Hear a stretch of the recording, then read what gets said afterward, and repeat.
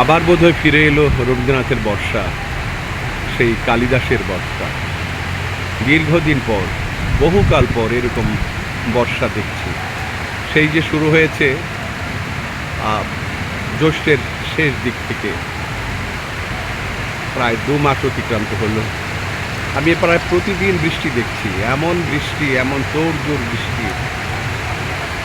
মুক্তিযুদ্ধের সময় মনে আছে এরকম বর্ষা নেমেছিল। সারাদিন ঝড়ো ঝড়ো বৃষ্টি, বড় বড় ফোঁটায় ফোঁটায় বৃষ্টি, চারদিকে ঘন ঘোর বৃষ্টি। এই বর্ষা আসলেই এরকম বর্ষা গত স্মরণাতীত কাল থেকে আমার মনে হয় দেখিনি। আপনারা কে কবে দেখেছেন এই সারা রাত অবিরাম বর্ষণ, সারা দিন বৃষ্টির তোলপাড়, এই বিরামহীন অবিরল জলধারা যেমন একদিকে মুগ্ধ করে, এক অন্যরকম ভালোবাসার অনুভূতি জাগায়, তেমনি কিন্তু সাধারণ মানুষের যে জীবন তাতে বিঘ্ন সৃষ্টি করে। মানুষ কাজে যেতে পারে না, বাইরে বেরোতে পারে না, ঘর দোর ভেজা স্যাঁতসেঁতে, রাস্তায় জল জমে গাড়ি ঘোড়া ঠাঁয় দাঁড়িয়ে থাকে, সামনের দিকে এগোতে পারে না। একদিকে অনাসৃষ্টি, আরেকদিকে নতুন সৃষ্টির সম্ভাবনা, একদিকে ভালোবাসা, আরেকদিকে ধ্বংস। এই পৃথিবীর নিয়ম। কিন্তু আমি এবার বর্ষাটাকে নতুন করে দেখছি। কতদিন এরকম বর্ষা দেখি না।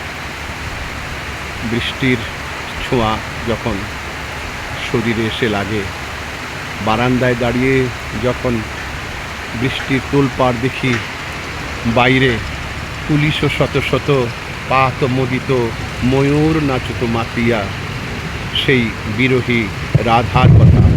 এই যে বজ্রপাতের শব্দ শুনছেন, সেই বিরহী রাধার যে অভিসারের সময়, সেই যে একা একা রাত্রি যাপন, বিরহী মনের অন্তরের যে বেদনার অব্যক্ত যে বাসনার যে অভিব্যক্তি, সেটা কিন্তু এই বর্ষাতেই সবচেয়ে বেশি অনুভূত হয়, সবচেয়ে বেশি মনে পড়ে। শাওন রাতে যদি মনে পড়ে মোরে সেই নজরুল। আর রবীন্দ্রনাথ তো বর্ষাকে নিয়ে বাংলা সাহিত্য মাতিয়েছেন। সেই আজি ঝড়ো ঝড়ো মুখর বাদর দিনে আমি বর্ষাকে উপভোগ করছি। যতদূর দৃষ্টি যায় মেঘমালা, আকাশ ভেঙে নেমেছে উৎফুল্ল জলধারায়, মাটিতে এসে পড়ছে। আমার কাছে মনে হচ্ছে আমি কালিদাসের যুগে চলে গেছি। সেই মেঘের কাছে, মেঘকে বাহন করে যেন আমার মনের অভিব্যক্তি পাঠিয়ে দিচ্ছি বা দিতে ইচ্ছে করছে কোন এক অজানা প্রেয়সীর উদ্দেশ্য। আপনারা সবাই ভালো থাকুন, বৃষ্টিকে উপভোগ করুন, মনের মধ্যে নতুন ভাবনার জন্ম দিন। ধন্যবাদ সবাইকে।